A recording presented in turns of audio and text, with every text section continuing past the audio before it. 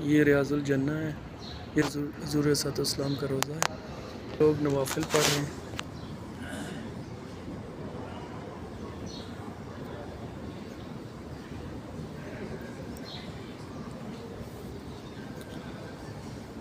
ये हुज़ूर सल्लल्लाहु का मिंबर है।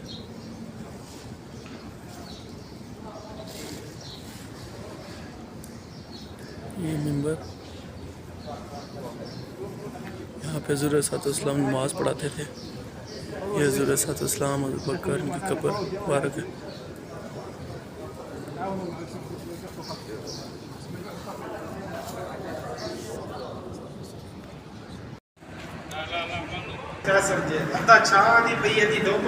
ये बैरूनी मनाजिर हैं मस्जिद क़िबलतैन के।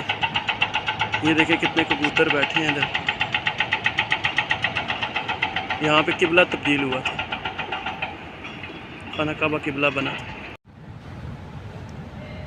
ये मस्जिद क़िबलतैन है, इसमें हाजी आते हैं, 2 रकात नफल पढ़ते हैं। इसके अंदरूनी मनाजिर है, ये इसका एंट्रेंस का गेट है।